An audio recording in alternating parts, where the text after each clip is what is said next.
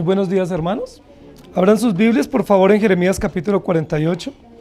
Nos corresponde continuar hoy con la última sección del libro, que es la sección de los juicios, que es la parte que nosotros generalmente no queremos. En un discurso o en un mensaje o en una intervención, no nos gusta el tema de la censura, del castigo, la reprensión, donde se nos sacan las listas de las faltas y se nos dicen cuáles son las consecuencias. Ese pedacito no nos gusta. Sí, nosotros nos gusta cuando hay felicitaciones, cuando hay honra, cuando hay estímulos, cuando hay regalos, premios, pero cuando hay reprensión, cuando hay listado de faltas, cuando hay sentencias, enseguida sabemos que la condición ha cambiado y nosotros nos inquietamos un poco y no nos gusta escuchar eso. Sin embargo, la palabra de Dios, como Dios es perfecto, nos da los estímulos a través de las promesas, nos da las advertencias, nos da las bendiciones, pero también no omite su palabra que es justa, el juicio de Dios contra la maldad nuestra. Nosotros estamos en la parte final del libro del profeta Jeremías, y Dios no omite el juicio, no solo para su nación, no solo para los imperios de turno que habían invadido a Israel, sino también para las pequeñas naciones. Y vamos a ver algo supremamente interesante en lo que vamos a comenzar a ver hoy. Primero, todos los capítulos anteriores del profeta Jeremías, los primeros 42 capítulos, 44 capítulos, fueron dedicados al juicio. ¿Para quién? ¿Recuerdan? Para Judá y para Jerusalén, ¿cierto? Dios advirtiendo desde el primer capítulo que Judá y Jerusalén va a ser llevada cautivo, que van a sufrir las consecuencias del exilio, que tienen que ser juzgados porque han sido duros, rebeldes, crueles. Todas las otras naciones que escuchaban pensaban que el juicio solamente iba a ser para los judíos. Los mismos judíos probablemente llegaron a pensar en algún momento que el trato duro y severo era de Dios para con ellos solamente, pero que los demás iban a quedar pues como sin ningún tipo de reprensión. Sin embargo, cuando comienza esta sección de juicio, que comenzó en el capítulo 46, nos vamos a enterar que Dios va a comenzar a dirigirse a las naciones del mundo, especialmente a las naciones más poderosas. ¿Cuáles eran en ese momento? Los egipcios, que estaban en decadencia, los asirios, que estaban en una transición, y por último, los babilonios o los caldeos. Esas eran las naciones dominantes del momento, poderosas con ejércitos, y entonces para ellos viene un gran juicio y reprensión. Pero luego nos vamos a entrar ahora, a partir de los domingos siguientes, a ver juicios contra naciones pequeñas. Y uno diría, ¿pero qué tienen que ver las pequeñas naciones para ser objeto del juicio de Dios en este momento? ¿Saben por qué Dios va a juzgar a varias de estas naciones pequeñas? Especialmente a Moab, a Amón y a Edom. Porque ellas se rieron y se gozaron y se deleitaron cuando vieron que Judá y Jerusalén estaba siendo destruido. Y no hicieron nada para ayudar. Yo no sé si ustedes cuando ven que una persona se cae, ¿qué sensación tienen? Cuando uno ve a alguien en la calle que se cae, a uno le da mucha risa, ¿cierto? Pero cuando uno se cae, uno mira para todos lados que nadie lo haya visto y se para muy rápido. Pero la sensación natural cuando uno se cae es que le da mucha risa. Yo no sé qué genera eso en el ser nuestro. Pero cuando uno ve que alguien pasa necesidades, a veces le pasa lo mismo. O cuando uno ve que disciplinan a otro y no es a uno, ¿qué siente uno? Uno dice, pues no me alegro, pero siento un fresco, ¿cierto? De que a otro lo estén disciplinando. O cuando en la casa los padres disciplinaban a los hermanos de uno, uno no iba a defender a los hermanos, o uno no iba a decir pobrecito, sino que uno decía, pues, ¿por qué se portó mal? Y más bien como que uno se alegraba de que su hermano estuviera siendo reprendido o estuviera siendo castigado. Esa va a ser una de las razones por las cuales Dios va a juzgar a estas naciones pequeñas, ¿sí? Porque viendo que venían los invasores, ellos más bien se aliaron con los invasores y se alegraron en gran manera de que el juicio viniera contra ellos y no para estas naciones pequeñas. Hoy vamos a hablar sobre Moab. Yo sé que esta es una nación pequeña, pero ustedes recuerdan mucho de Moab. Y si no recuerdan, vamos a recapitular un poco, a recordar un poco la historia de Moab. El origen de los moabitas viene del incesto que tuvieron las hijas de Lot con Lot. ¿Recuerdan? Cuando la destrucción de Sodoma y Gomorra, huye Lot y sus dos hijas porque la esposa desobedeció, fue incrédula y se constituyó en una estatua de sal, pero Lot y las dos hijas se escondieron en una caverna para protegerse del temor que tenían de las ciudades por la destrucción que Dios estaba mandando, y estas hijas tuvieron una brillante idea. y fue a acostarse con su padre y sacar descendencia de su padre. De la hija mayor, que fue la que se acostó primero con su padre, nace Moab. De ahí nacen los moabitas. El origen de los moabitas es un origen incestuoso, un origen de seducción, un origen inmoral. Ese es el origen. Luego después vamos a tener otros capítulos interesantes donde vamos a recordar a los moabitas. Uno de ellos es que los moabitas, cuando el pueblo iba viniendo a poseer la tierra prometida, Dios le dijo a Israel que no fuera a molestar a los moabitas, es decir, que no los fuera a atacar, que pasara por un lado y no los molestara, que si necesitaba ayuda pidiera ayuda a los moabitas, pero que no los fuera a molestar. La razón por la cual ellos no debían molestar a los moabitas era porque los moabitas eran de la misma descendencia, eran sobrinos de Abraham, ¿cierto? Hijos de Lot, que era su sobrino, entonces venían del mismo linaje, de la misma descendencia y habitaban ahí en el lugar vecino a la tierra prometida, no los debían atacar, no los debían molestar. Pero no sé si ustedes recuerdan que en una oportunidad cuando el pueblo venía de Balad, que era el rey moabita, tenía mucho temor de los judíos que iban a venir a invadirles. Balad no sabía lo que Dios le había dicho a los judíos y era que no los invadieran ni los atacaran, y entonces él contrató a un profeta pagano llamado Balaán para que maldijera a los judíos. ¿Recuerdan? Recuerden que como no logró que Balaán maldijera a los judíos, porque Balaán aceptó la propuesta económica de venir a maldecirlos, pero cuando llegó allá a la montaña a maldecirlos, dice la Biblia que solo le salían palabras de bendición. Y Balaán le decía: yo te contraté para otra cosa. No te contraté para que los bendijeras, sino para que los maldiga. Y entonces Balaán hacía el esfuerzo de volver a dar una palabra en contra, pero volvía y los bendecía porque Dios estaba en favor de los judíos. Y entonces, como Balad vio que Balaán no podía maldecir a los judíos, ¿se acuerdan de qué se valió para atacar a los judíos? De las mujeres moabitas.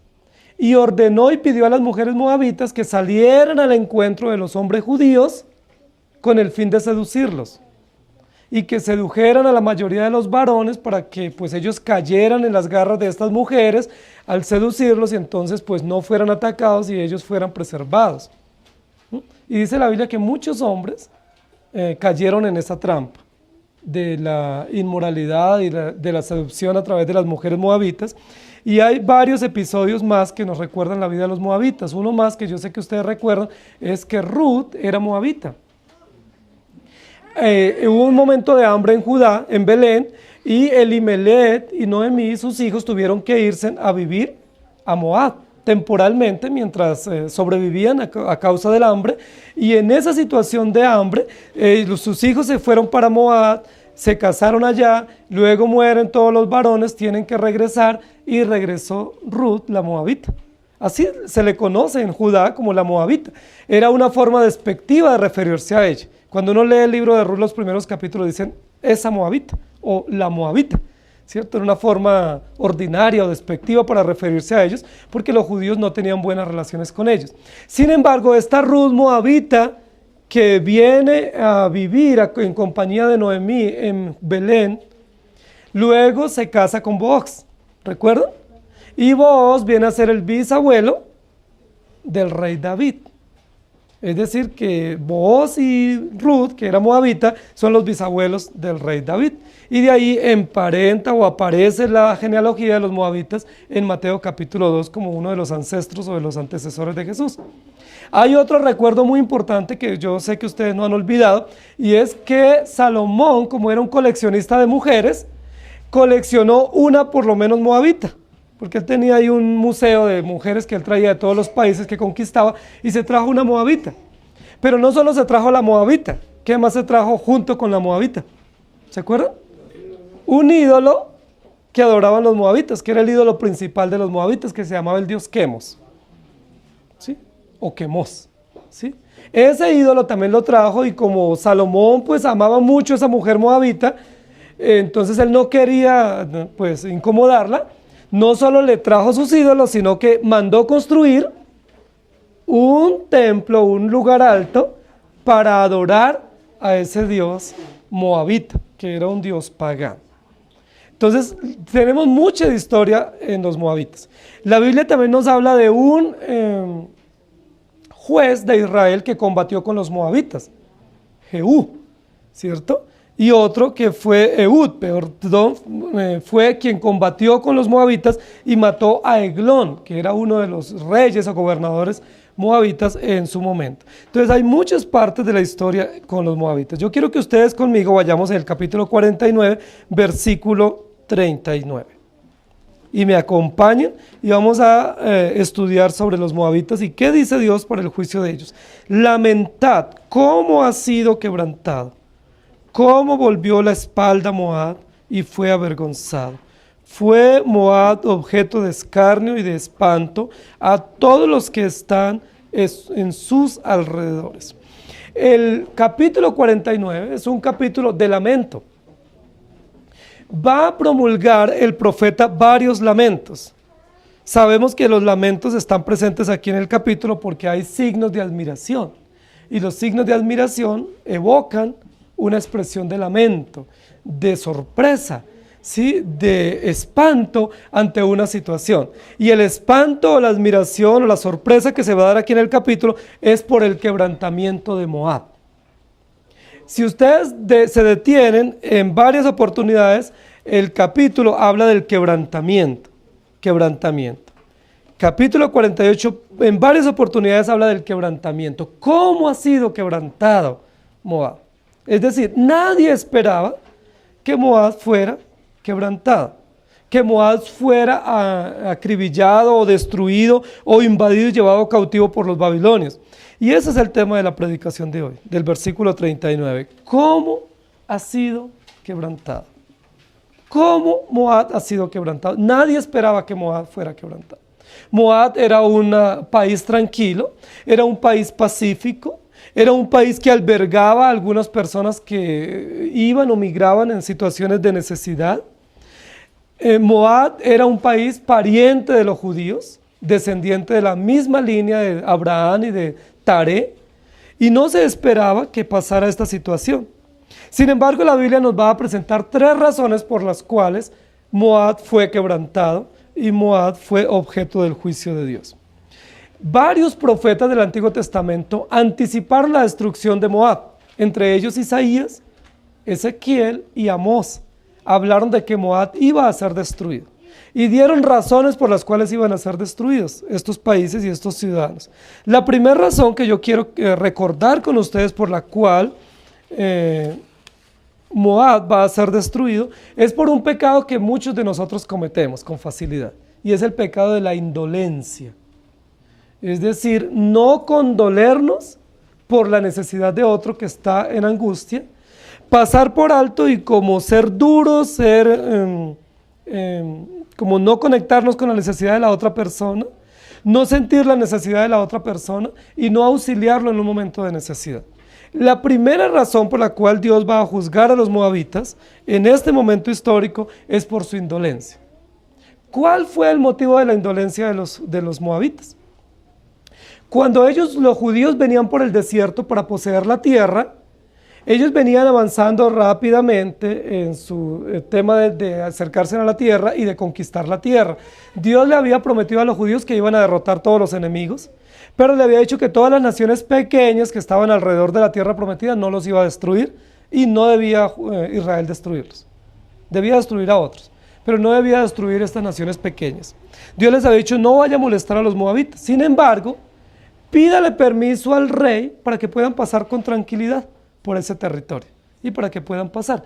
Ellos se acercaron a ese territorio, pero dice la Biblia que cuando los judíos iban pasando por el territorio de los moabitas, se esperaba que los moabitas salieran y recibieran a los judíos y les atendieran con pan y agua. Una atención básica para un viajero, ¿cierto? Para un peregrino, especialmente cuando esos peregrinos vienen con familia. ¿Se acuerdan cuánto tiempo llevaban los judíos como peregrinos? 40 años. ¿Y ellos qué era lo que llevaban en su peregrinaje? Sus esposas, sus hijos, sus ganados, y vivían por fe. ¿Ellos hubieran necesitado algún tipo de atención en el camino de alguien? ¿De algún vecino que los recibiera con una atención? Claro que sí. Se esperaría que ellos les hubieran recibido con alguna atención. ¿Qué era lo básico que se debía dar en una atención? Si alguien nos pasa por nuestra casa y sabemos que viene de viaje, que viene con necesidad, ¿qué es lo mínimo que nosotros le podemos ofrecer que no tiene realmente ningún costo para nosotros? Agua, ¿cierto? Un vaso de agua. Si alguien va a su casa, ¿usted qué le ofrece? Es probable que usted no lo invite a almorzar, por lo menos si no llega la hora del almuerzo, o por algunas razones, pero si ese viajero llega, o ese amigo, o visitante, o una persona ocasional, o alguien que trabaja en el aseo de la ciudad y pasa por el frente de la casa, ¿qué le ofrecemos? Pues un vaso de agua o un café. Nosotros ofrecemos café generalmente. En nuestro país, en nuestra ciudad, a un pasajero, a un visitante, a un peregrino se le ofrece café. Y si él está de afán, le decimos, no, pero por lo menos espérese un poquito, que le voy a dar un café. Se le voy a dar un cafecito, pero no se vaya tan rápido. Es una atención básica. Jesús en el Nuevo Testamento dijo que aún si nosotros damos un vaso de agua a un necesitado, ¿recuerdan lo que dijo Jesús? Dice, de cierto le digo que no perderá su recompensa por un vaso de agua que demos a un necesitado, por una atención tan sencilla de ofrecerle un vaso de agua a una persona. No implica preparar nada, no implica tomar tiempo, sencillamente tomar un vaso y decirle, tome agua. La Biblia habla en varias oportunidades de personas que sufrieron sed. La sed es una necesidad básica nuestra. Jesús mismo en la cruz dijo, yo tengo sed. ¿Y recuerdan que le ofrecieron a Jesús cuando estaba en la cruz? No le ofrecieron un vaso de agua, ¿sí?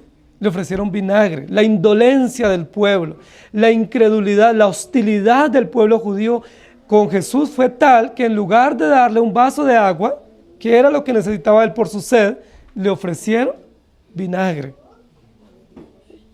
¿Qué le ofrecemos nosotros a una persona necesitada? Cuando vemos a alguien necesitado, ¿esperamos que nos pidan o nosotros nos surge la iniciativa de decir, tiene hambre, tiene sed, qué quiere, qué le ofrezco? ¿O esperamos que la persona nos diga, ¿tiene algo de comer? Ahora, a veces nos piden algo de comer y ¿qué decimos? No tengo. Y es verdad, no tenemos. O sí tenemos, pero no queremos compartir. Porque si no tenemos, nosotros también tenemos que salir a pedir. Igual como el que nos pidió. Pero a veces no compartimos, no porque no tengamos. Cuando yo digo no tengo, ¿qué es lo que estoy diciendo? No tengo para usted. Porque yo para mí sí tengo. Pero yo para usted no tengo. La razón por la cual Dios va a castigar a Moab y va a causarle semejante estrago es porque ellos fueron supremamente indolentes. Y yo quiero que vayamos a los primeros 13 versículos. Dice, acerca de Moab, así ha dicho Jehová de los ejércitos, Dios de Israel. ¡Ay de Nebo! Porque fue destruida y avergonzada. Kiriataim fue tomada, fue confundida Misgat y desmayó. No se alabará ya más Moab. En Esbón maquinaron mal contra ella diciendo, venid y quitémosla de entre las naciones.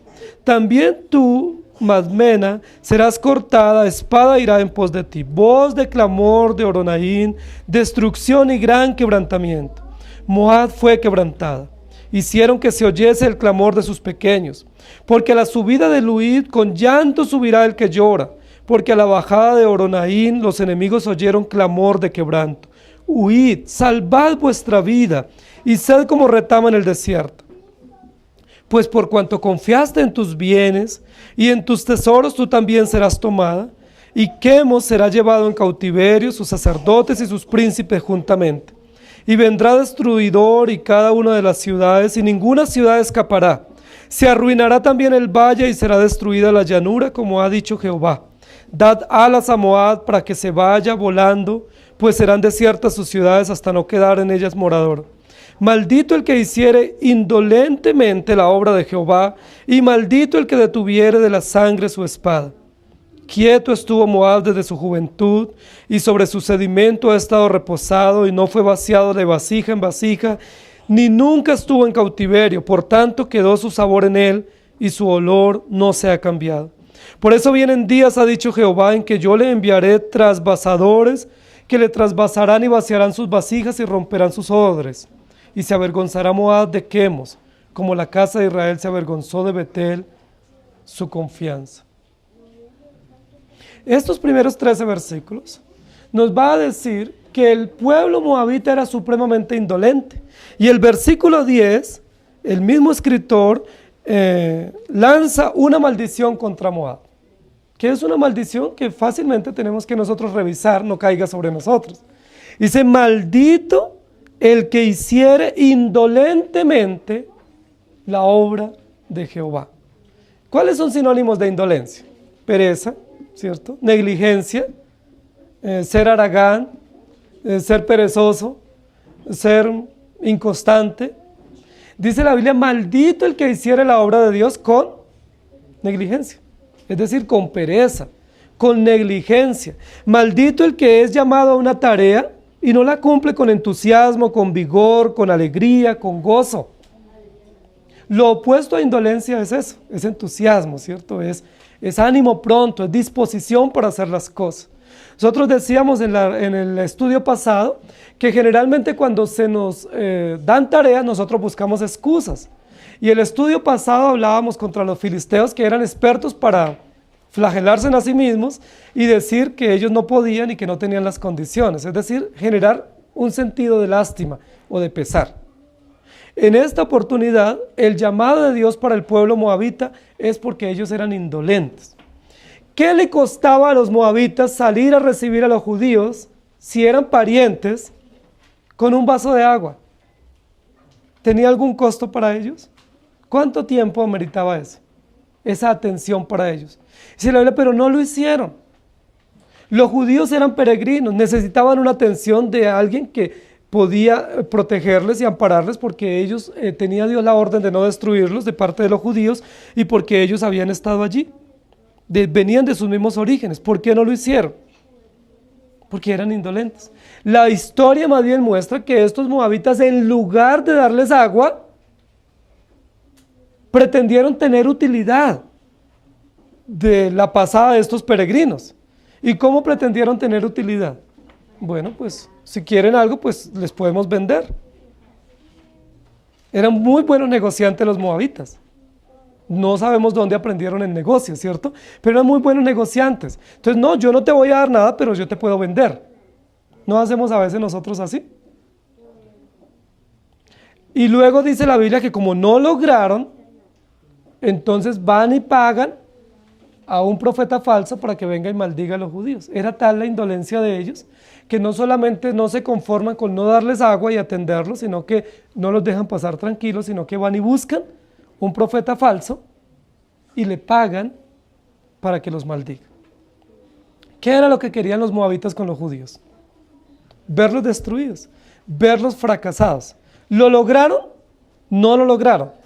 Entonces tienen otra acción y es enviemos mujeres para que seduzcan a los judíos y de esa manera hacerlos caer y que la mano de Dios no venga sobre nosotros. Ahora, estas mujeres sedujeron a los judíos. Sin embargo, Dios no juzgó a los moabitas en ese momento. ¿Cuántos años han pasado desde ese momento histórico en que los judíos llegaron a poseer la tierra y ahora el juicio que va a venir por parte de Babilonia? Han pasado muchísimos años, ¿sí? Han pasado probablemente más de 500 años o unos 450 años. De eso, Dios no ha olvidado el mal que los moabitas le causaron a los judíos de no darles agua. Y 450 años o 500 años después, ¿quién está recordando ese hecho? Dios a través del profeta, y Dios está diciendo, yo los voy a juzgar porque ustedes actuaron indolentemente. Ahora, ¿realmente quedaba alguno de los que negaron a darles agua a los judíos? Ya todos habían muerto, habían pasado otras generaciones, había una generación nueva que ni sabía probablemente esa historia. Pero ¿por qué Dios juzga a los moabitas por un hecho cometido 500 años atrás? ¿Saben por qué Dios lo juzga? Porque Dios es justo. Porque la justicia de Dios es retroactiva. Porque la justicia de Dios no admite ningún tipo de impunidad. Si Dios los hubiera juzgado en ese momento, ¿qué hubiera pasado con el plan de Dios de Ruth y de David? ¿Qué hubiera pasado? Si Dios los juzga en el momento que los judíos vienen a conquistar la tierra, antes de establecerse en la tierra prometida y los hubiera exterminado. Ruth estaba en el plan de Dios para ser la bisabuela del rey David. Estaba en el plan de Dios que otros moabitas iban a ser parte del pueblo de Dios. Entonces Dios no va a enviar el castigo en el momento, Dios espera. Y llega el momento oportuno para enviar el castigo. Ahora, ¿cuál es la otra razón por la cual los moabitas se sentían tan privilegiados? Lo dice la Biblia en el versículo 11. Quieto estuvo Moab desde su juventud. ¿Qué es lo que está diciendo? Desde que Moab fue constituido como una nación y se estableció en ese territorio, ¿quién molestó a Moab? ¿Quién lo llevó cautivo? Pasaban por ahí todos los ejércitos para invadir a Judá y a Jerusalén. Pasaban por ahí todas las embajadas diplomáticas viendo cómo se apropiaban del territorio judío, pero a Moab nadie lo molestaba. No era objeto de admiración de ningún imperio. Los asirios, los egipcios, los babilonios, los sirios pasaban por su territorio, pero no los molestaban. Dice el versículo, nunca han sido llevados cautivos. Claro, por eso eran indolentes, porque nunca sabían lo que significaba el exilio, la cautividad, el ser peregrino, el ser necesitado. Cuando uno nunca ha pasado esas realidades, pues uno no comprende. Y uno se vuelve muy duro de corazón. Pero cuando uno ha vivido realidades de hambre, si alguno de ustedes ha vivido realidades de hambre, ustedes valoran la comida. ¿Estamos de acuerdo? Porque han pasado grandes necesidades. O si alguno de ustedes sabe lo que es vivir en un lugar extraño, en un país extraño o en una región extraña donde nadie conoce y ustedes fueron auxiliados milagrosamente por el Señor a través de personas, ustedes saben lo que significa cuando ven un extranjero y usted dice, yo sé lo que él está sintiendo. ¿Sí? Porque yo también viví como extranjero y sé lo que significa. O cuando hay personas que han tenido que sufrir muerte de seres queridos o ser tratados con crueldad, pues fácilmente son empáticos con personas que pasan realidades similares. Pero cuando nosotros no hemos vivido esas realidades, ¿cómo somos? Indiferentes, ¿cierto? Alguien nos puede decir, no, es que yo estoy en la calle, yo llevo una semana sin comer. Pues trabaje, mijo. Usted está en la calle porque usted es una persona desordenada. O usted no tiene porque usted no administra. Yo tengo porque he tenido que trabajar. ¿Cómo reaccionamos? Con indolencia, ¿cierto? Con crueldad porque nosotros no comprendemos lo que significa esa realidad. Y porque a nosotros nos parece que esa persona vive esa realidad porque la buscó. O porque es perezoso. Es probable que muchos sí. Pero es probable que muchos estén pasando necesidades no por pereza, sino por circunstancias propias de la vida. Y es urgente que nosotros les auxiliemos. La Biblia dice que es necesario no ser indolentes, sino ser compasivos y empáticos con aquellos que tienen necesidades. El versículo 11 dice, nunca Moab fue vaciado de vasija en vasija, haciendo alusión a uno de los productos que cultivaban los moabitas, y era el vino. Ellos producían vino, ellos cultivaban la uva, la vid, y eran expertos en producción de vino. ¿Y cómo hacían ellos para procesar el vino y hacer que fuera cada vez mejor? Así que lo pasaban de vasija en vasija y así lo añejaban y lo tenían pues muy al punto. Ellos conocían lo que era ese proceso. Ellos, los moabitas, conocían el proceso de tener muchas vasijas, de sacar el jugo de la uva y de ir vaciando de vasija en vasija y sacar su vino. Ellos conocían eso. ¿Qué les dice el Señor ahora? Usted no les ha tocado pasar lo que han hecho con el vino en su proceso, de vaciarlo de vasija en vasija. ¿Y qué les está diciendo? Ustedes nunca han sido llevados cautivos. ¿Los judíos sí sabían lo que era estar de vasija en vasija? ¿Sí sabían lo que era ser trasvasados de una vasija a otra? Ellos sí sabían. ¿Cuántas veces habían sido cautivos? Invadidos. ¿Cuántas veces? Habían sido invadidos no solo por los grandes imperios, habían sido llevados a exiliados, sino también habían sido invadidos por las pequeñas naciones. Los filisteos, los de Tiro, los de Sidón, los de Damasco, amonitas, moabitas, les habían invadido muchas veces. Les habían atacado, les habían secuestrado. Los judíos sí sabían lo que significaba estar de vasija en vasija. Yo no sé si a alguno de ustedes le ha tocado vivir en muchísimos lugares, que cuando ustedes recuerdan su juventud, su niñez, su vida, ustedes dicen, no, yo tengo tantos lugares en mi memoria, Porque ustedes han estado de casa en casa, de lugar en lugar, de ciudad en ciudad, y Dios los ha prosperado, los ha guardado. Hay personas que cuando uno habla dicen, no, yo aquí nací, aquí nacieron mis abuelitos. Y siempre hemos vivido en esta ciudad o en esta casa. ¿Sí? Esta es la casa paterna y hemos vivido toda la vida en el mismo lugar. Bueno, gracias a Dios por ellos.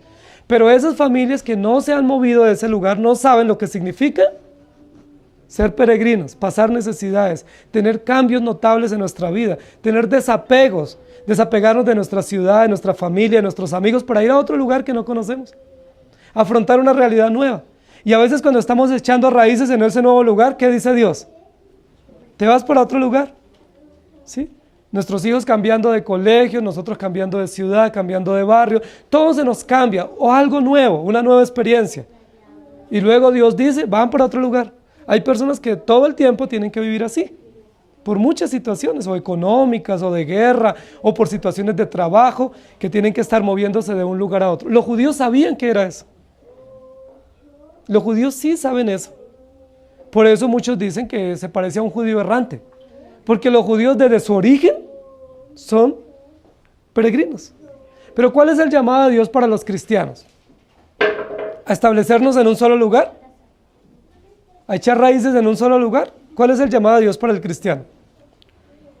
¿Ya se distrajeron?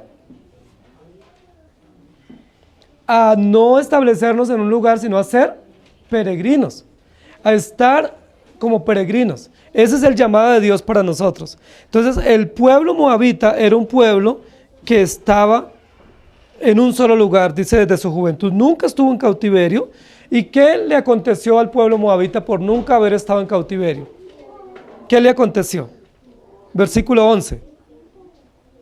Quedó sin sabor en él y su olor no se ha cambiado. Se quedó sin sabor. Y versículo 12 viene la sentencia.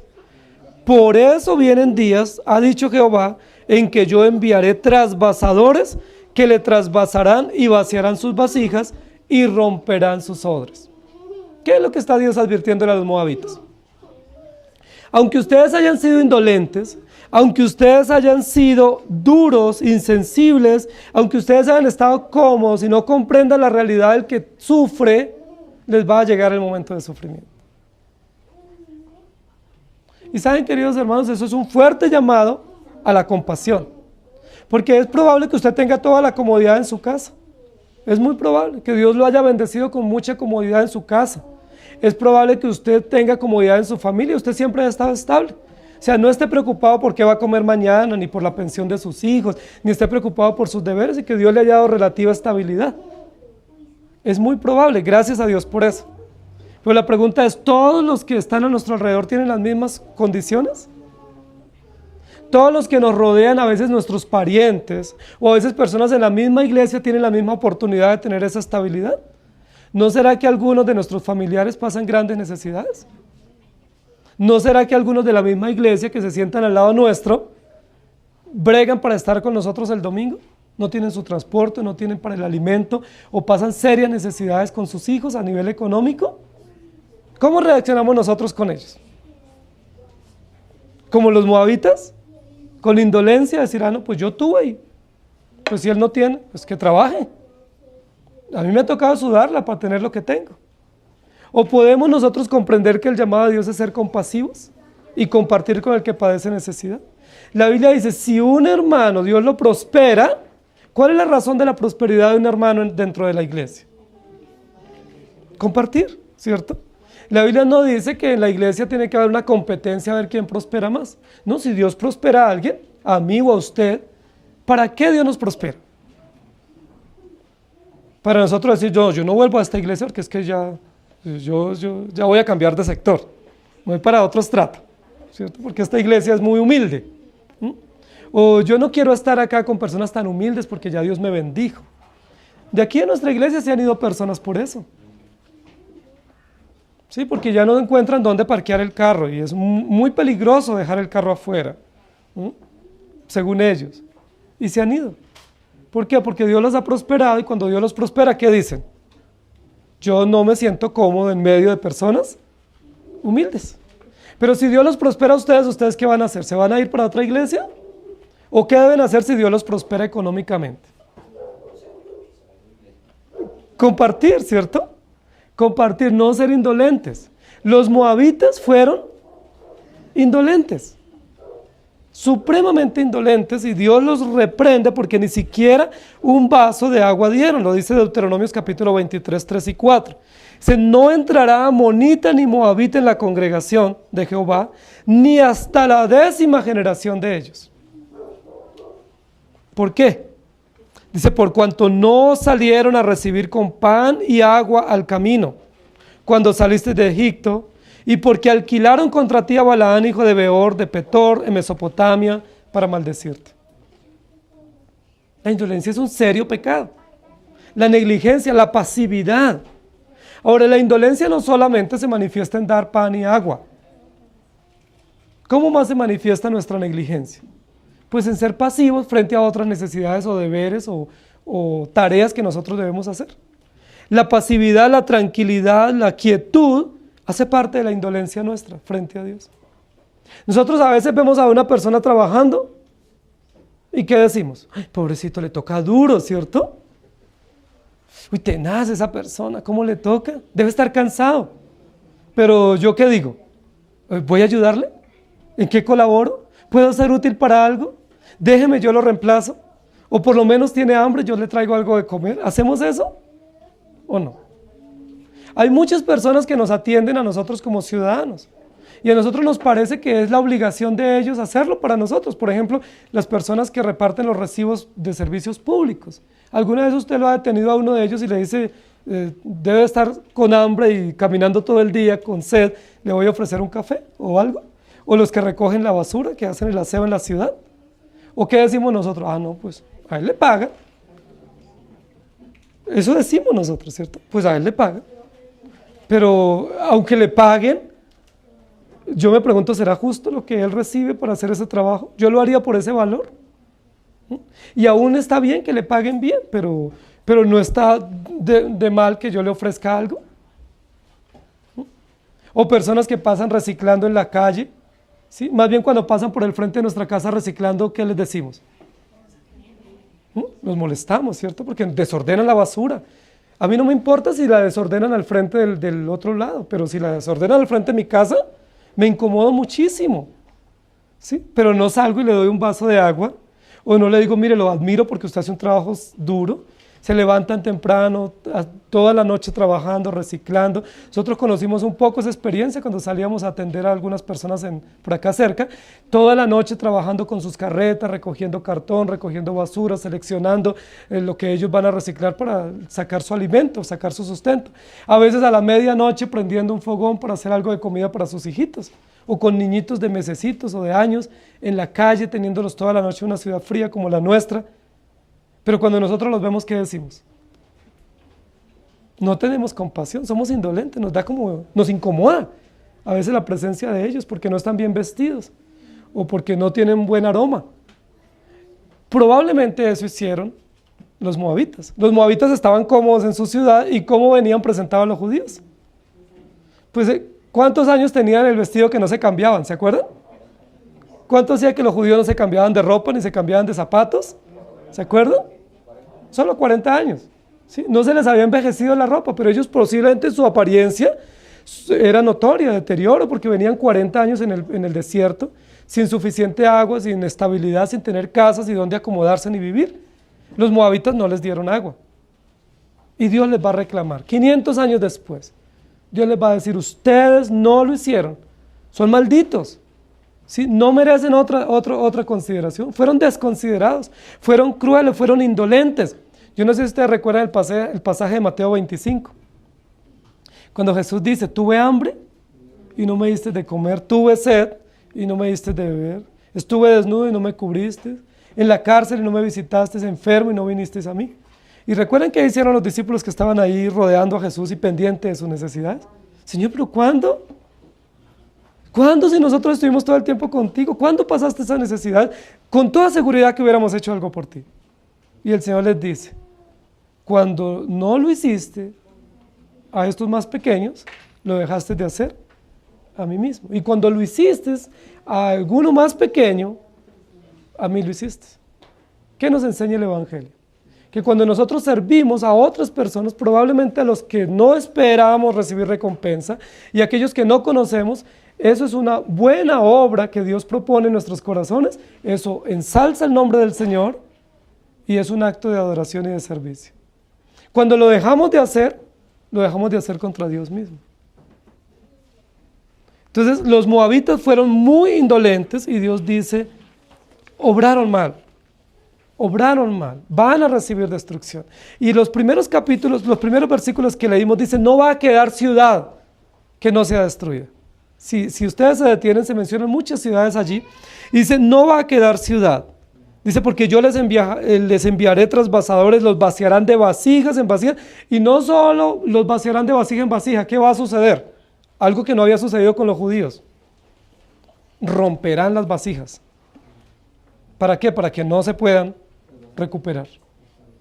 Con los judíos nunca iba a pasar eso, iban a ser vaciados de vasija en vasija, pero las vasijas no iban a ser rotas.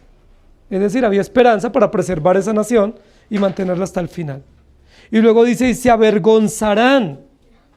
Ustedes los moabitas se avergonzarán, serán humillados terriblemente. Y se avergonzará Quemos. ¿Se acuerda quién era Quemos? Su Dios. El Dios de ellos, está hablando metafóricamente, se avergonzará porque van a ser destruidos. ¿Quién lo va a adorar? ¿Quién lo va a reconocer? Y le va a servir si el pueblo está totalmente arruinado por la indolencia. Pero el segundo pecado que comete los moabitas es un pecado común a todas las naciones que van a ser juzgadas. ¿Saben cuál es? La soberbia. Versículos 14 al 30. ¿Cómo pues diréis, somos hombres valientes y robustos para la guerra? Destruido fue Moab y sus ciudades asoladas, y sus jóvenes escogidos descendieron al degolladero, ha dicho el rey, cuyo nombre es Jehová de los ejércitos. Cercano está el quebrantamiento de Moab para venir, y su mal se apresura mucho. Compadeceos de él todos los que estáis alrededor suyo, y todos los que sabéis su nombre, decid, cómo se quebró la vara del fuerte, el báculo hermoso. Desciende de la gloria, siéntate en tierra seca, moradora de hija de Dibón, porque el destruidor de Moab subió contra ti y destruyó tus fortalezas. Párate en el camino y mira, oh moradora de Aroer, pregunta a la que va huyendo y la que escapó y dile, ¿qué ha acontecido? Se avergonzó Moab porque fue quebrantado, lamentad y clamad, anunciad en Arnón que Moab es destruido. Vino juicio sobre la tierra de la llanura, sobre Olcón, sobre Yahaza, sobre Mefaá, sobre Dibón, sobre Nebo, sobre Bet-Diblataín, sobre Kiriataín, sobre Bet-Gamul, sobre Bet-Meón, sobre Kiriot, sobre Bosra, y sobre todas las ciudades y la tierra de Moab, las de lejos y las de cerca. Cortado es el poder de Moab y su brazo quebrantado, dice Jehová. Embriagadle, porque contra Jehová se engrandeció, y revuélquese Moab sobre su vómito, y sea también él por motivo de escarnio. ¿Y no te fue a ti Israel por motivo de escarnio, como si lo tomaran entre ladrones? Porque cuando de él hablaste, tú te has burlado. Abandonad las ciudades y habitad en peñascos, oh moradores de Moab, y sed como la paloma que ha cenido en la boca de la caverna. Hemos oído la soberbia de Moab, que es muy soberbio, arrogante, orgulloso, altivo y altanero de corazón. Yo conozco, dice Jehová, su cólera, pero no tendrán efecto, sus jactancias no le aprovecharán. La segunda parte describe otra actitud del pueblo de Israel, del pueblo moabita contra Israel. Primero, no los atienden con agua, no son solidarios, compasivos con el necesitado, con el peregrino, con el transeúnte, pero eso ya ha pasado en la historia, eso ya no lo recuerdan los moabitas, ninguno recuerda eso. Pero saben que hay un acontecimiento presente, que sí está en la memoria de todos los moabitas, y es cuando Babilonia vino a invadir en la primera oportunidad a Judá y a Jerusalén. ¿Saben qué hicieron los moabitas? Se sentaron a mirar de lejos y a burlarse de los judíos. Se burlaban de los judíos y decían, mire, ahí están. ¿No es que no iban a ser destruidas las ciudades? ¿No es que no iban a ser invadidas? Mire, ahí yo los quería ver. Y por eso recordaba al principio cómo nosotros reaccionamos cuando alguien está sufriendo. Cuando alguien sufre y no es de nuestros afectos, nosotros no lo ayudamos, nosotros nos alegramos. Eso nos pasa a todos, porque esa es nuestra condición pecaminosa. Cuando alguien fracasa económicamente y no es de nuestros allegados, nosotros ¿qué decimos? Debe ser que era plata mal conseguida, ¿no? Porque debe ser que había robado tanto dinero y mire cómo le está yendo mal, ¿cierto? Enseguida juzgamos y nos burlamos y vemos como meritorio, como justo lo que le está aconteciendo a esa persona. Yo les pregunto, ¿así fuera justo el juicio para Judá y para Jerusalén? ¿Ameritaba que los moabitas se sentaran a la distancia a burlarse de los judíos? ¿Es permitido que hicieran eso? ¿Qué debían haber hecho los moabitas cuando vieron el juicio de Dios sobre los judíos? Temer. Debieron haber temido. Porque si Dios está juzgando a su propio pueblo, ¿qué nos puede pasar a nosotros? Si Dios está haciendo eso con esa nación, pues a nosotros no nos puede esperar cosa diferente. Pero dice la Biblia, ellos se alegraron, se burlaron, se deleitaron, sintieron una gran satisfacción de que los judíos fueran destruidos. Pasó algo aún más. Recuerden que cuando Judá y Jerusalén es destruida, algunos huyeron a diferentes ciudades vecinas y algunos judíos huyeron a Moab. Recuerden que Nabuzaradán nombró un gobernador y ese primer gobernador que nombró fue Gedalías. Gedalías comienza con la intención de reconstruir la nación, de reunir y de solventar la nación en Ribla, pero ¿se acuerdan qué hicieron los moabitas que estaban, los judíos que huyeron a Moab y se refugiaron en Moab? ¿Se acuerdan quién los alentó para regresar? El rey de Moab. Pero el rey de Moab los alentó para que vinieran y regresaran no a reconstruir la nación, sino a matar a Gedalías. ¿Se acuerdan? Fue el rey de Moab en este momento preciso que recibe los fugitivos de judíos y los alienta para regresar, pero para que vayan y maten a Gedalías. Y efectivamente Ismael vino apoyado por ese rey y mató a Gedalías, ¿recuerdan? Y degolló a más de 80 peregrinos que iban a adorar y nuevamente causó una gran conmoción entre los judíos. ¿Eran los moabitas gente considerada? ¿Eran los moabitas gente compasiva en medio de la necesidad ajena? ¿Qué sentían cuando alguien fracasaba? Yo no sé si ustedes han visto cuando hay un accidente, pero nuestra ciudad es rica en accidentes. Cuando hay un accidente de tránsito, los primeros que llegan, ¿quiénes son? ¿Y a qué llegan? Llegan muchas personas rápido, pero no es auxiliar al que está herido, no es rápidamente a protegerlo, a llamar al familiar, a buscar una ambulancia para llevarlo al médico, a proteger los bienes de esta persona, sino que cuando uno queda inmerso en un accidente, lo primero que llegan son los que van a aprovecharse de uno.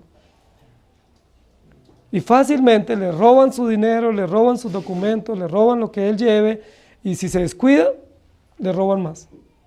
¿Por qué tenemos eso en nuestro corazón? ¿Por qué cuando vemos que hay una calamidad, en lugar de correr a ayudar, buscamos sacar provecho? ¿No les pasa a ustedes? Cuando uno escucha que alguien dice, estoy vendiendo todo barato, uno que dice, uy, esta es la oportunidad. Y uno no dice, ¿por qué esa persona está vendiendo barato? ¿Fracasó? ¿Está intentando vender para levantar para la comida de sus hijos? ¿O está intentando para cubrir una enfermedad o una cirugía costosa? Nosotros ni siquiera nos pasa eso por la cabeza. Lo primero que decimos, esta es la oportunidad de comprar mis electrodomésticos. Y de hecho le voy a ofrecer más barato de lo que él está pidiendo. ¿Sí? ¿Por qué? Nosotros tenemos un sentimiento natural por nuestro pecado que es de aprovechamiento. Y ese es un delito, ¿cierto? Aprovechamiento. El aprovechamiento en calamidad o en situación ajena. Eso hicieron los moabitas. ¿Qué se esperaba de los vecinos cuando Judá fue destruida y el templo fue en ruinas? ¿Qué esperaríamos nosotros de un buen vecino? Bueno, ya que no vinieron 500 años atrás con agua y pan, pues vengan ahora y ayúdenos. Denos esperanza en medio de esta desolación, ayúdenos a reconstruir esta ciudad. Pero ¿qué fue lo que hicieron los moabitas? Mandaron a destruir a Gedalías. ¿Qué intención tendría Moab cuando manda a Ismael con el respaldo del rey moabita para matar al gobernador Gedalías y a estos peregrinos. ¿Qué intención tendría? ¿Apropiarse de ese terreno? Probablemente, ¿cierto? ¿Qué sienten los ciudadanos cuando hay una viuda, cuando queda una viuda? ¿Qué piensa mucha gente? Ay, no, hay que ayudar a la viuda, ¿no? Porque tiene platica, hay que ayudarla, hay que estar pendiente.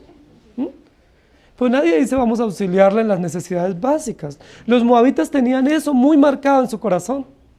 Dice la Biblia, eran soberbios. Si ustedes se detienen conmigo en el versículo 29,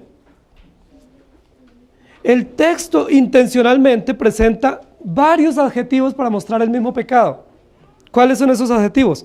Soberbio, arrogante, orgulloso, altivo y altanero. No omite el escritor ningún adjetivo para calificar la actitud de los moabitas.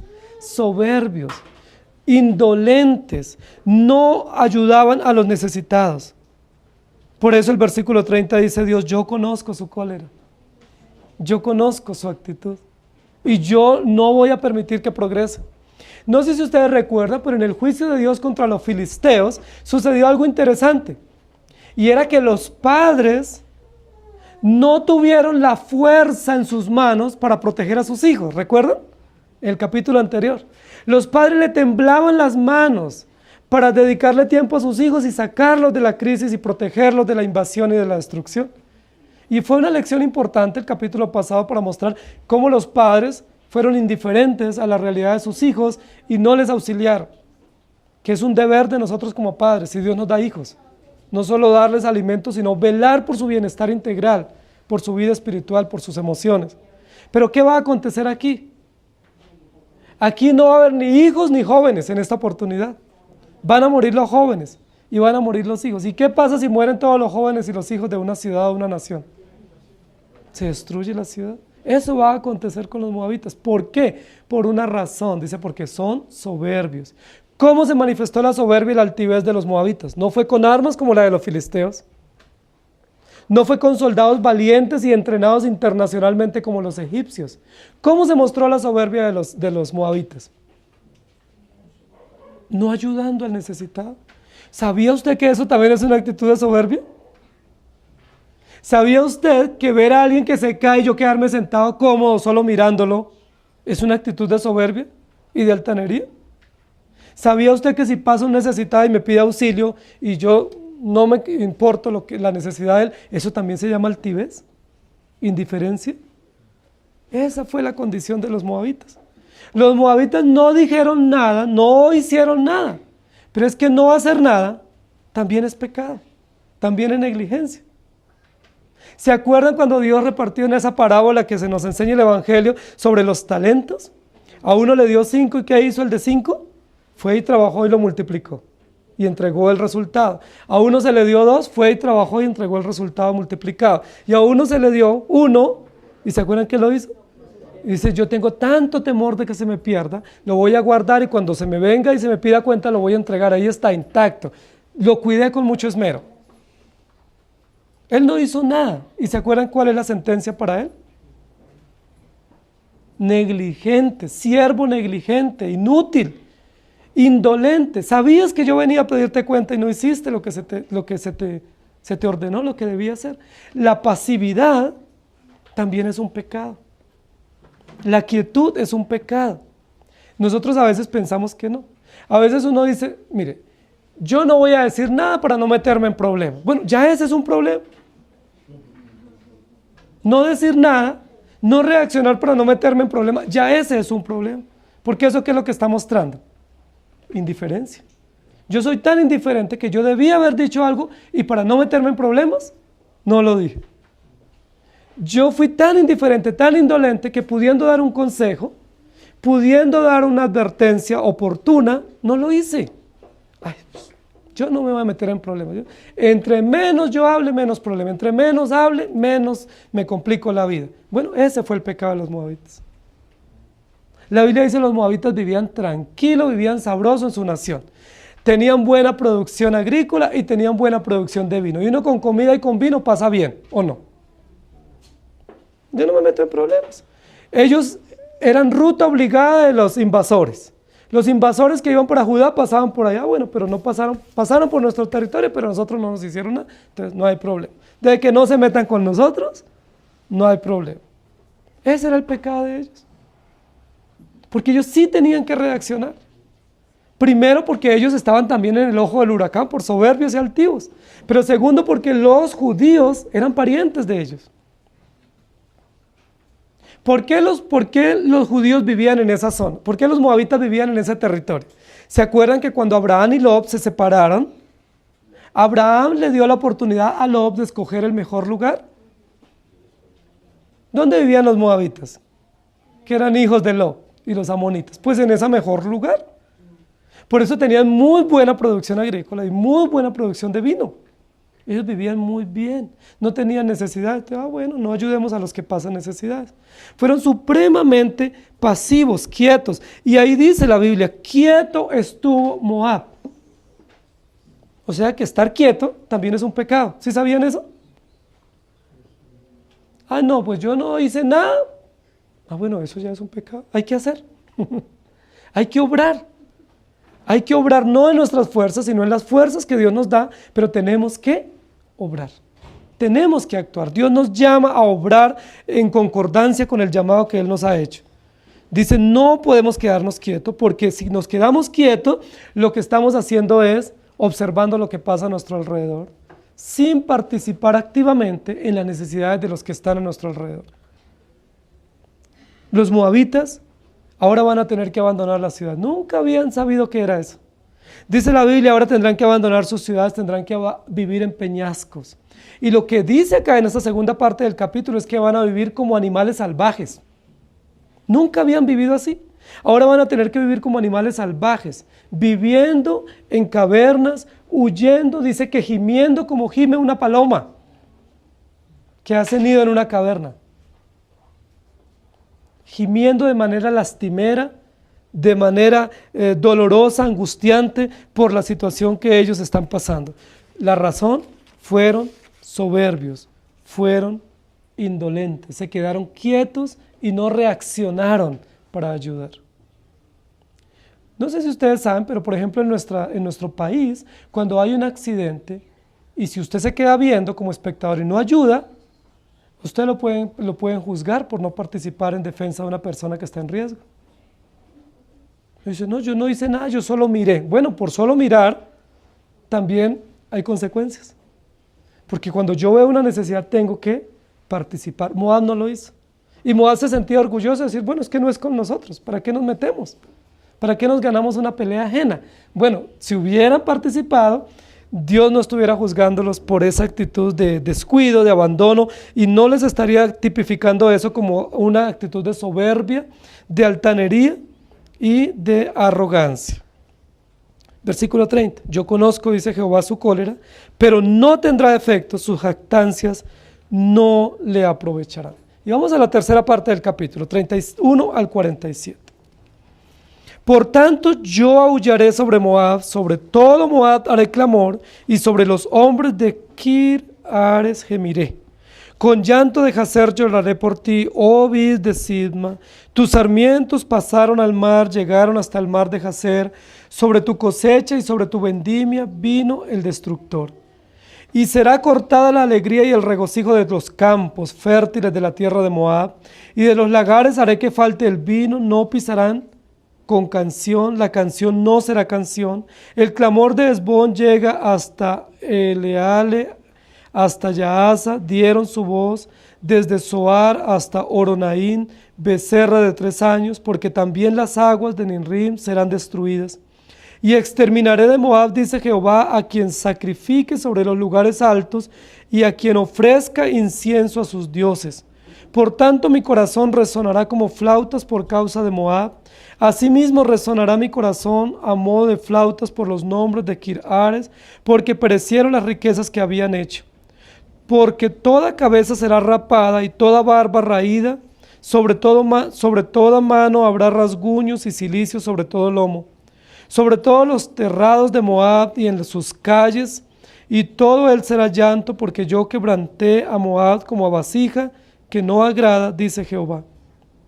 Lamentad, ¿cómo ha sido quebrantado? cómo volvió la espalda Moab y fue avergonzado. Fue Moab objeto de escarnio y de espanto a todos los que están en sus alrededores. Porque así ha dicho Jehová: he aquí que como águila volará y extenderá sus alas como Moab. Tomadas serán sus ciudades y tomadas serán las fortalezas, y será aquel día el corazón de los valientes de Moab como el corazón de mujer en angustias. Y Moab será destruido hasta dejar de ser pueblo, porque se engrandeció contra Jehová. Miedo y hoyo y lazo contra ti, oh morador de Moab, dice Jehová. El que huyere del miedo caerá en el hoyo, el que saliere del hoyo será preso en el lazo, porque yo traeré sobre él, sobre Moab, el año de su castigo, dice Jehová. A la sombra de Hesbón se pararon sin fuerza los que huían, mas salió y fuego de Hesbón y llama de en medio de Sehón, y quemó el rincón de Moab y la coronilla de los hijos revoltosos. ¡Ay de ti, Moab! Pereció el pueblo de Quemos, porque tus hijos fueron puestos presos para cautividad y tus hijas para cautiverio. Pero haré volver a los cautivos de Moab en lo postrero de los tiempos, dice Jehová. Hasta aquí es el juicio de Moab. Esta tercera parte nos habla gráficamente sobre el quebrantamiento de Moab. ¿Cómo va a ser quebrantado? Dice fuego, ira de Dios, destrucción de parte de Babilonia. El miedo los alcanzará, huirán y tendrán que refugiarse en muchos lugares inesperados. Viene el juicio. Hay una razón por la cual viene ese juicio en la tercera parte del capítulo, y es por engrandecimiento. Y ese es el tercer motivo por el cual Moab va a ser juzgado terriblemente. Dice, porque se engrandeció Moab. Versículo 42. Vayan conmigo, la última línea. ¿Contra quién se engrandeció Moab? ¿Contra los judíos? ¿Contra Asiria? ¿Contra Babilonia? Contra Jehová. Craso error de un pueblo. Engrandecerse contra Jehová. No solo se creyeron grandes y valientes, se creyeron que para ellos no había castigo. Probablemente eran los niños bien comportados y no había castigo para ellos. Pero dice la Biblia, ellos se engrandecieron contra Jehová. A veces nos pasa a nosotros así. Especialmente cuando, por ejemplo, en la familia donde hay varios hijos, fácilmente un hijo recibe más castigo que otro, y algunos hijos van a pensar, no, es que a mí nunca me castigan, porque es que yo me porto bien, yo soy el hijo bueno, ¿sí? Y ese síndrome del niño bueno a veces nos pega también en la iglesia. Ah, no, a mí me está yendo bien porque es que yo soy bueno, yo me porto bien. Moab, dice la Biblia, viene el castigo. Es probable que ellos se estén portando bien, ¿sí? En muchos sentidos, pero su pasividad es un pecado. Pero ¿cuál es otro pecado? Su idolatría. ¿Cómo ellos se engrandecieron contra Dios? Con idolatría. Tenían un Dios que vemos y lo adoraban. Pero ¿se acuerdan qué le ofrecían a ese Dios? Hijos.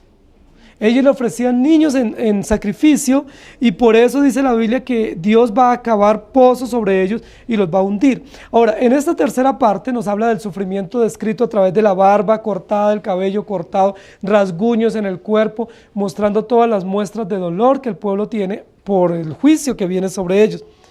Pero también esta parte del capítulo nos muestra en el versículo 31 y en otros, que Dios mismo se va a condoler por el juicio contra Moab. Dice el versículo 31, por tanto yo aullaré sobre Moab. ¿Sí? Y luego dice, con llanto de Jazer lloraré por ti. ¿Quién va a llorar por Moab? ¿Dios mismo? Ahora la pregunta es, ¿por qué Dios llora por Moab? ¿Dios no sabía lo que venía para Moab? ¿Dios va a disciplinar a Moab y Dios mismo le va a doler en su corazón hacerlo? ¿Por qué Dios va a llorar por Moab? Va a describir luego que los moabitas eran gente muy alegre, que era gente festiva, tenían vino, y las culturas donde hay vino son culturas alegres. Ellos dicen que cuando sacaban el vino y pisaban la uva en el lagar, que lo hacían cantando, y lo hacían con música, y lo hacían con alegría. ¿Qué va a pasar ahora? No va a haber canción, no va a haber vino, no va a haber instrumento, no va a haber alegría, solo llanto y dolor. Pero dice Dios, yo lloraré por ti. ¿Por qué va a llorar Dios por Moab? ¿No sabía Dios lo que iba a hacer con Moab? ¿O es que Dios nos disciplina y después se arrepiente de la disciplina que nos otorga? No, sabemos que no es eso, ¿cierto? Pero Dios llora sobre Moab porque recuerden que desde el tiempo antiguo, en los orígenes, Dios preservó a Lot. ¿Recuerdan cuando iba a morir en Sodoma y Gomorra, que envió unos mensajeros? Y hay una intersección muy entusiasta de Abraham a favor de Sodoma y Gomorra. Dice la Biblia, Dios no destruyó a Lot por amor ¿a quién? A Abraham. Luego surge esta familia, ¿sí? Hay un origen incómodo, incestuoso, inmoral de este pueblo, pero siempre ellos estaban relacionados con los judíos. Se cree que tenían básicamente el mismo idioma, los moabitas y los judíos, venían de la misma raíz. Se cree que practicaban las mismas cosas. Muchos creen que aún ellos practicaban la circuncisión y grandes cosas de la cultura judía la tenían en común porque eran naciones vecinas. Hay gran dolor. El rey David y la dinastía davídica viene de un parentesco también con moabitas. Dios no se complace de la muerte del impío, porque cuando el impío muere y es juzgado, Dios otorga su justicia severa, pero es consecuencia del pecado y la maldad. Y Dios se compadece. El texto contrapone la actitud indolente de los moabitas con la actitud compasiva de Dios. Aún Dios, cuando disciplina a las naciones o juzga a las naciones, lo hace con compasión. ¿Sabían ustedes eso? No sé ustedes cómo recuerdan, pero a veces cuando recordamos la disciplina de nuestros padres, lo podemos recordar en dos maneras también, ¿cierto? Una de una disciplina cruel, severa, implacable, sin ningún tipo de compasión, que no nos produce ninguna gratitud, ¿cierto? Sino más bien reclamo, ¿sí? De la dureza y de la crueldad con la disciplina. Pero otra actitud puede ser una buena disciplina, severa, justa, bien aplicada, pero con compasión. Esa es la disciplina de Dios. La disciplina de Dios no es que se ensaña contra los pueblos y los trata con crueldad y los destruye con severidad simplemente por el placer de hacerlo. No, está destruyendo a Moab, pero ¿qué dice Dios? Estoy llorando por ustedes. Lloro por ustedes porque Dios no creó a los pueblos para destruirlos. ¿Dios para qué creó las naciones? Para que le adoren, para que le sirvan, para que le glorifiquen. ¿Por qué Dios destruye las naciones? Por el pecado, por la maldad. Dice la Biblia en Génesis, me arrepiento de haber hecho al hombre porque es tanta la maldad, y dice, y no prevalecerá más, y los destruye. Cuando ustedes reciben hijos, cuando estamos en la espera de nuestros hijos y con la expectativa de nuestros hijos, estamos muy felices y muy expectantes por esos hijos. Pero ¿alguno de ustedes está alistando la vara para sus hijos cuando la mamá está en embarazo? ¿Alguno de ustedes está alistando ahí la puntilla donde va a poner la vara y todos los métodos disciplinarios para sus hijos? ¿Quién piensa que va a tener que disciplinar a su hijo? Nadie, ¿cierto? Y cuando nacen nuestros hijos, ¿cómo los recibimos? No los recibimos con una disciplina. ¿Cómo los recibimos? Con amor, con detalles, con sorpresas, con fotos, con recuerdos. Invitamos a todos nuestros vecinos a que vengan a verlos. Nos alegramos, a veces ni vamos al trabajo, porque estamos felices con esos muchachos, pero ¿a alguno de ustedes le pasa por la mente cuando ve ese hijo en el primer momento en que lo ve en la cuna o que se lo entrega el médico, que usted diga, este muchachito me va a tocar que darle por la cola muy duro? ¿Alguno de ustedes piensa eso? Cuando llegan esos momentos, ¿cómo los afrontamos? ¿Sí? Cuando llega el momento después de algunas semanas o los primeros días o meses, que sabemos que esos hijos realmente rosaditos y hermosos, rozagantes que nos acaban de entregar, realmente son rebeldes. Y comenzamos a comprender, ese hijo hermosísimo que me dieron, que me satisface plenamente, es rebelde. Pero ¿cómo justificamos cuando están bebés nuestros hijos la rebeldía de ellos? Ah, no, es que está con hambre, no, es que tiene sueño, no, es que toca cambiarlo de pañal, no, es que no durmió bien, es que tiene cólico, ¿cierto? Así lo justificamos los primeros meses y años. Y luego después comenzamos a entrar en razón y decimos, no, mi hijo es rebelde, mi hijo es pecador, él necesita ser disciplinado, él necesita ser tratado con firmeza. Ese es el diseño de Dios. Pero si somos llenos de la gracia de Dios, los vamos a disciplinar con firmeza, pero con amor. La intención no es destruirlos. ¿Cuál es la intención en la disciplina para nuestros hijos? Instruirlos, edificarlos, corregirlos, moldear el corazón, tratar con su corazón. ¡Ay de ti, Moab!, dice Dios, porque perecieron sus hijos y perecieron sus hijas en cautiverio. ¿Saben? Los moabitas parece ser, y permítanme hacer esta apreciación, parece ser que se sentaron haciendo una calle de honor, viendo cómo los babilonios llevaban cautivos a los judíos. ¿Y se acuerdan cómo los llevaron cautivos? Dice la Biblia que les cortaban el cabello, les cortaban la barba, les cortaban sus vestiduras, los llevaron encadenados y los llevaban en una procesión desde Judá hasta Babilonia cautivos, custodiados con soldados, bien armados y con carros y con caballos. ¿Y saben qué hicieron los moabitas cuando veían pasar la caravana de judíos cautivos? ¡Ay! Tenaz, ¿no? Duro. Uy, yo no me imaginé ver eso. Venga, mire lo que está pasando. Dice la Biblia, ellos hicieron así. ¿Y saben qué les pasó a ellos? Les pasó lo mismo. ¿Saben quién los llevaron cautivos? Los mismos babilonios añitos después. Y la razón es porque ellos se engrandecieron. Porque ellos dijeron, eso no nos va a pasar a nosotros.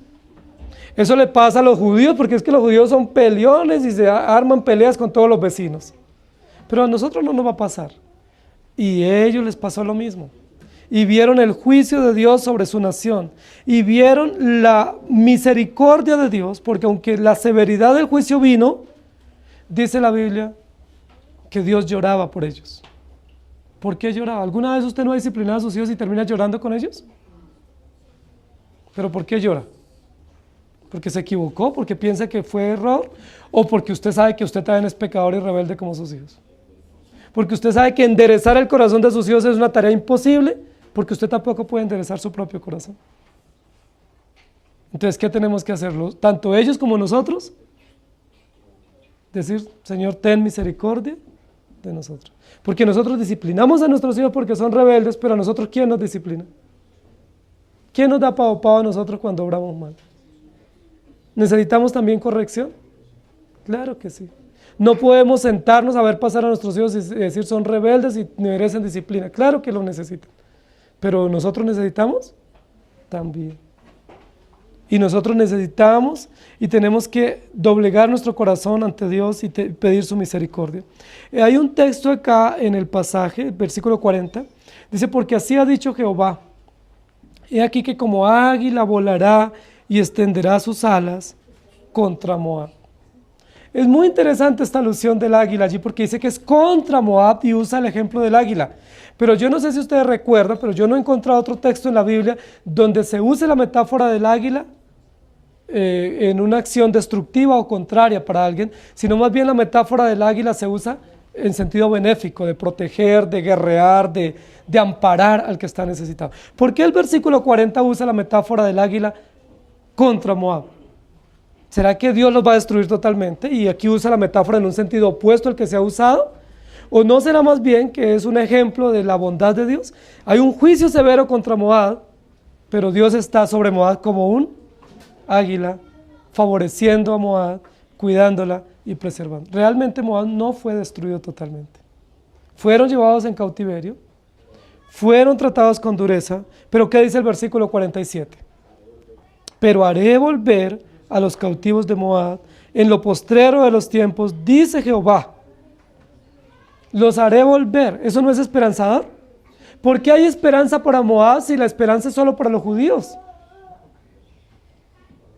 Pero Dios puede dar esperanza para otras naciones también. Porque hay una relación directa entre judíos y moabitas.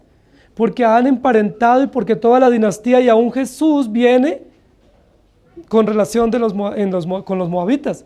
Si ustedes abren su Biblia en Mateo capítulo 1, aparece el nombre de Ruth en la genealogía y Ruth era moabita. Dios no solo va a hacer regresar a los judíos del cautiverio, también va a hacer volver moabitas para que habiten en esa tierra, porque esa tierra también hace parte de la tierra de la promesa.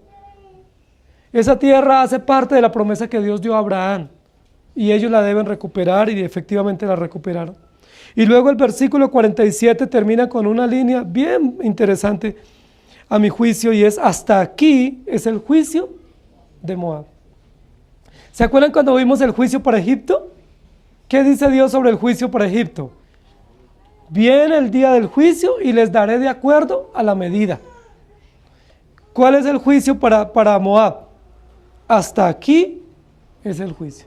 Miren, queridos hermanos, Dios no comienza a disciplinarnos hasta acabarnos. Si lo hiciera así, no hay esperanza para nosotros. Hay un límite en el juicio, ¿sí? La soberbia nuestra es tan alta que aún si Dios nos disciplina hoy, yo les pregunto, ¿termina con nuestra soberbia? Si hoy nos disciplina, ¿qué terminamos diciendo alguno de nosotros? No me dolió, ¿sabes? Yo sí pensé que me iba a doler. Entonces, en pocos días, ¿qué vamos a necesitar? Otra dosis de la misma medicina, ¿cierto? Y es probable que diga, sí me dolió, pero no nos arrepentimos. Y en poco tiempo, ¿qué vamos a necesitar? Otro poquito. Otra dosis de la misma medicina. ¿No pasa así con nuestros hijos? Ahora, ¿nuestros hijos son el reflejo de quién? De nuestro propio corazón, de nuestra propia maldad, de nuestra propia perversión. Todos estos capítulos, no vayan a pensar ustedes, queridos hermanos, es el juicio contra los moabitas, claro, incircuncisos, malvados, perversos. Y el próximo domingo contra los amonitas, pues claro, es que también eran malos. No, todos esos juicios lo que reflejan es nuestro propio corazón pecaminoso. Y que el juicio no solo viene para los creyentes, también para los incrédulos. Por supuesto, los creyentes tenemos esperanza en el juicio. Los moabitas tienen esperanza, Dios se compadece de ellos. Ellos no fueron compasivos con los judíos, pero Dios sí los juzga con compasión. Pero Dios los hará volver. Y termina el capítulo diciendo, hasta aquí es el juicio. Es decir, esta dosis, hasta aquí. Vendrá otra después, ¿cierto? Pero hasta este momento es el juicio. ¿Cómo ha sido quebrantado esta nación? Dice el versículo 39 y otros versículos que los países vecinos a Moab se sorprendían de ver las ruinas de Moab. Y se sorprendían porque nunca en la historia Moab había sido atacado. En 500 años Moab nunca había sido atacado por nadie. Y todos se sorprendían. Dice que todas las bellezas y las hermosuras de Moab habían quedado destruidas y la gente se sorprendía. Y veía que era un juicio severo contra ellos. ¿Cómo ha sido quebrantado?